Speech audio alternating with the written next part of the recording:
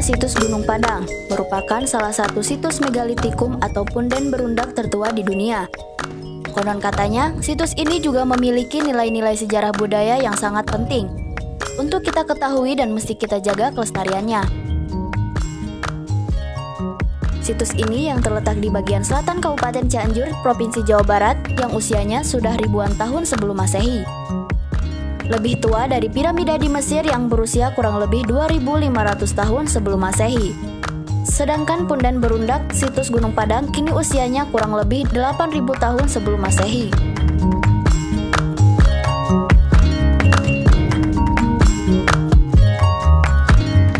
Assalamualaikum warahmatullahi wabarakatuh. Dengan saya, Bapak Nanang. Tugas saya di Gunung Padang sebagai koordinator juru pelihara, juga merangkap dengan POSUS atau Polisi Khusus Cagar Budaya. Saya diutus untuk menjaga dan melestarikan Gunung Padang ini melalui Balai Pelestarian Cagar Budaya Banten. Nah, di samping itu tugas saya untuk monitoring, pengawasan, pengamanan, dan kawasan yang ada di ruang lingkup situs Gunung Padang. Nah, mungkin dalam kesempatan ini kami sebagai penjaga mau menginformasikan atau memberitahukan perihal yang hubungan dengan latar belakang situs Gunung Padang, agar semua publik atau masyarakat mengetahui tentang nilai budaya sejarah yang ada di Gunung Padang ini. Awal kronologis Gunung Padang. Situs Gunung Padang sejak dahulu kala sudah ada, kemudian awal terungkap sekitar tahun 1763 atau 1763. Kemudian pada tahun 1914 situs ini pernah diteliti oleh Belanda, kemudian meneliti bebatuan ini. Nah, kemudian setelah penelitian Enjekrum, warga Belanda tidak ada tindak lanjut, dan Bukit Gunung Padang ini sejak itu digunakan sebagai ladang atau lahan pertanian oleh kakek saya, dan pohon-pohonnya ditebang, semak belukannya dibersihkan, kemudian dicangkullah bukit ini, baru ditemukan bongkahan-bongkahan batu yang bergelimpangan atau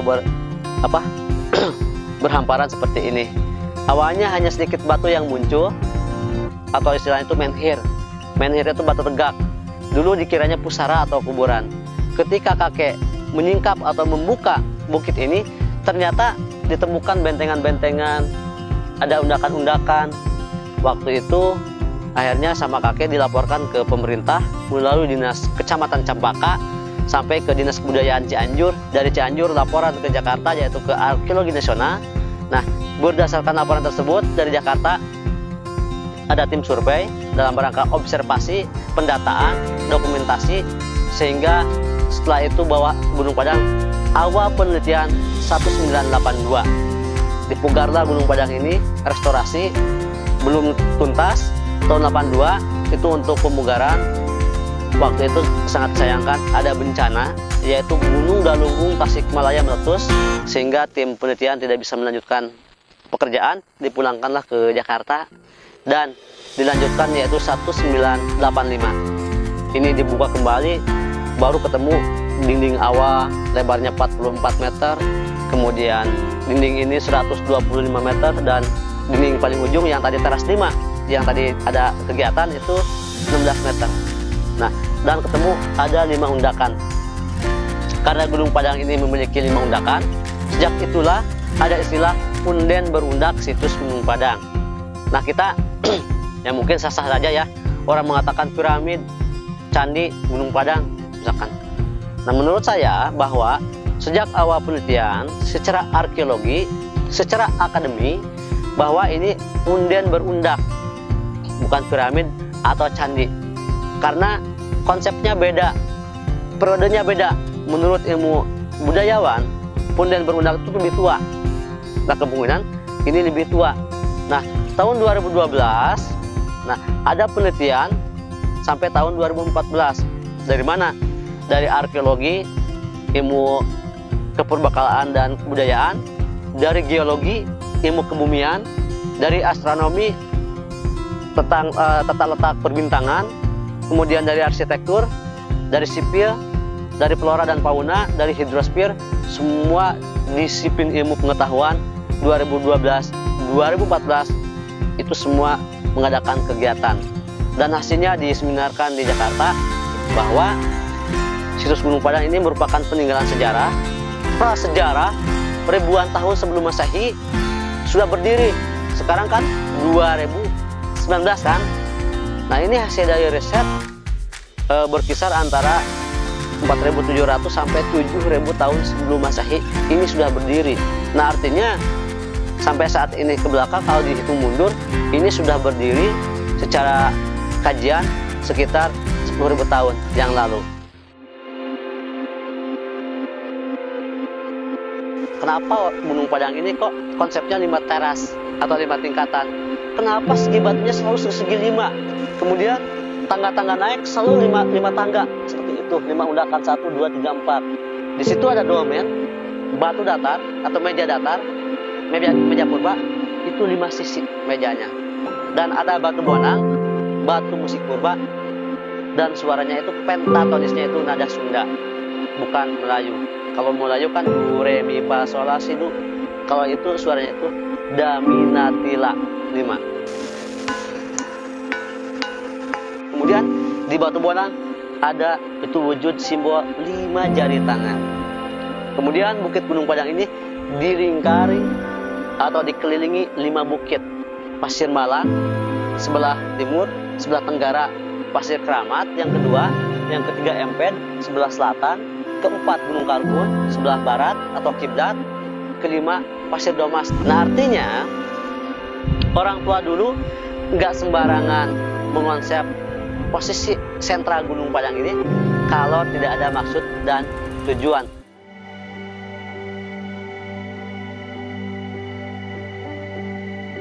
Nah, kalau bicara misteri ya, karena saya itu orang akademi dalam arti pelestarian dan menjaga, menyampaikan yang logis, bukan yang positif. Sebenarnya sih banyak kejadian-kejadian yang misteri di sini. Padahal kalau kita kaji tidak misteri. Misteri tidak misterinya tergantung orang cara menyikapinya. Banyak orang yang datang ke sini malam hari atau siang, mereka itu berhalusinasi sehingga melihat penampakan ini kan. Sebenarnya tidak ada di sini karena Gunung Padang ini tempat positif, tidak ada yang misteri atau apa kan. Nah, adapun memang menurut mitos atau misterinya masyarakat dulu ketika ini masih hutan, ketiga warga di lereng Gunung Padang dari Bukit Gunung Padang itu sering mendengar suara lantunan atau alunan musik, tapi musik tradisional Kesundaan seperti wayang golek, seperti tari-tari sinden. Nah, dari bukit ini, nah itu saya pun katanya saya tidak mengalami. Nah, gitu kata orang-orang dulu. Padahal ini masih hutan, tapi suaranya suka ada ke bawah. Nah, itu betul tidaknya saya wallahu alam. Nah, kemudian mungkin orang mengatakan misteri, bagi saya tidak misteri. Ketika saya sering menaik ke Gunung Padang malam hari, di saat bintang gemerlap dan saya itu melakukan spiritual, banyak cahaya yang jatuh dari langit. Nah, itu saya sering, itu bukan misteri, orang nyata kok jatuh cahaya-cahaya itu. Dan itu bukan kelihatan, bukan saya aja yang lihat, yang lain yang ada di itu melihat semua. Nah, itu sering terjadi itu dari angkasa. Nah, itu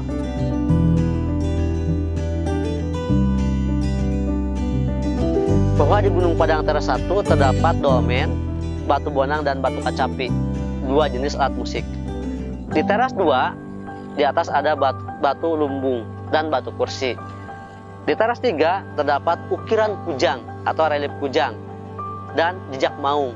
Di teras 4 ada batu kanuragaan, ada batu di tengah satu sekitar 60 cm, itu namanya batu pengujian.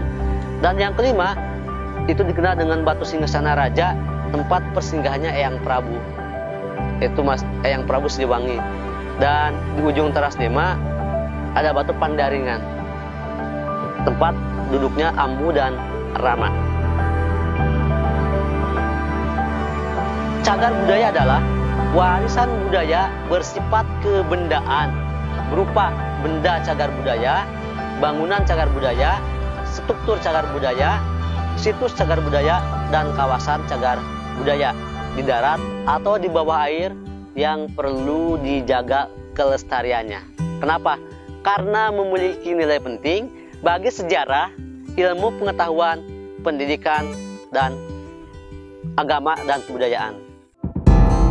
Fungsi Gunung Padang dahulu ini tempat peribadahan.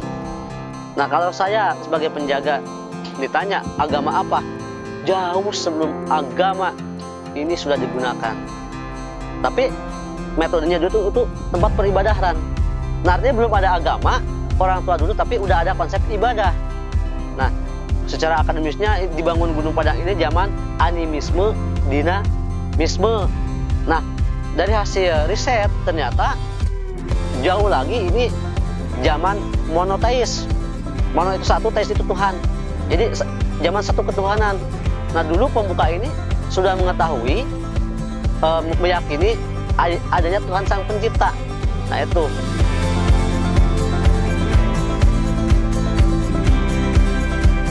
Alhamdulillah bahwa Gunung Padang ini sekarang sudah dikategorikan atau diperingkatkan sebagai cagar budaya nasional, dan situs Gunung Padang sudah dilindungi oleh Undang-Undang Nomor 11 tahun 2010 tentang cagar budaya.